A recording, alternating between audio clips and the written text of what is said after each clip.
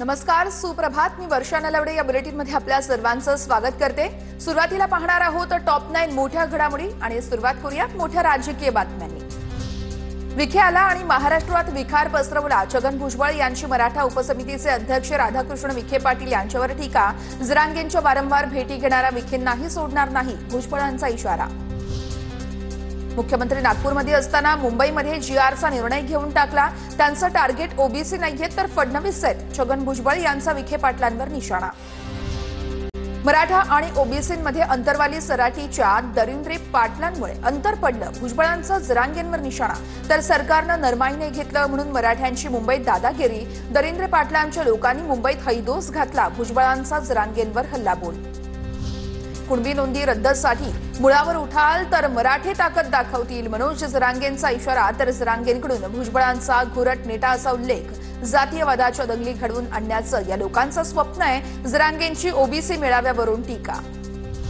भुजबळांनी वडेट्टीवारांचा जरांगेंच्या भेटीचा व्हिडिओ दाखवला. मराठा समाजाला ओबीसीतून आरक्षण देण्याचं वडेट्टीवारांचं मत होतं. वडेट्टीवारांच्या भूमिकेमुळे नागपूरच्या मोर्चात गेलो नाही, भुजबळांची प्रतिक्रिया. ओबीसी चळवळ खिळखिळी करण्याचा प्रयत्न. ओबीसी चळवळीचा एकच नेता ते म्हणजे भुजबळ. त्यामुळे भुजबळ म्हणतील तीच आमची दिशा. ओबीसी मेळाव्यात गोपीचंद पडळकरांचं वक्तव्य. काँग्रेस नेते विजय वडेट्टीवार आज चंद्रपूरमध्ये पत्रकार परिषद घेणार. बीडमधील कालच्या महाएल्गार मेळाव्यातून भुजबळांची वडेट्टीवारांवर टीका. तर वडेट्टीवार पत्रकार परिषदेतून भुजबळांना उत्तर देण्याची शक्यता.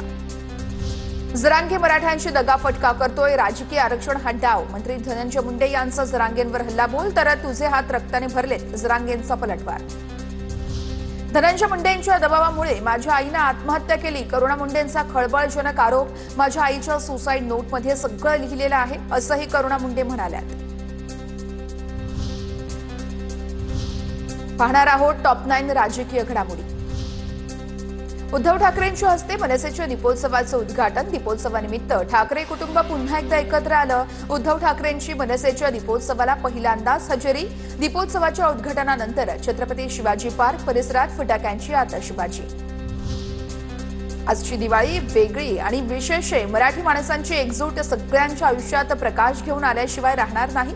दीपोत्सवाच्या उद्घाटनानंतर उद्धव ठाकरेंकडून उपस्थितांना दिवाळीच्या शुभेच्छा. उद्या गोरेगावमध्ये मनसेच्या पदाधिकाऱ्यांचा मेळावा. राज ठाकरे पदाधिकाऱ्यांना मार्गदर्शन करणार. सांगोल्यात ठाकरेंच्या शिवसेनेलाही धक्का बसण्याची शक्यता. पालकमंत्री जयकुमार गोरे आज दीपक साळुंखेंची भेट घेणार. दीपक साळुंखे भाजपमध्ये जाणार असल्याच्या चर्चांना उधाण.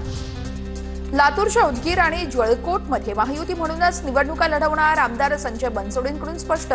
पूरग्रस्तांच्या मदतीसाठीही संजय बनसोडे यांच्याकडून उपक्रम हाती. मतदार यादीत घोळ असल्याचा भाजपच्याच जिल्हाध्यक्षांचा आरोप. मतदार यादीमध्ये 7,000 नावांची पुनरावृत्ती तर 3,000 मृतकांची नावं. बुलढाण्याचे जिल्हाध्यक्ष विजयराज शिंदे यांची पालकमंत्र्यांकडे तक्रार.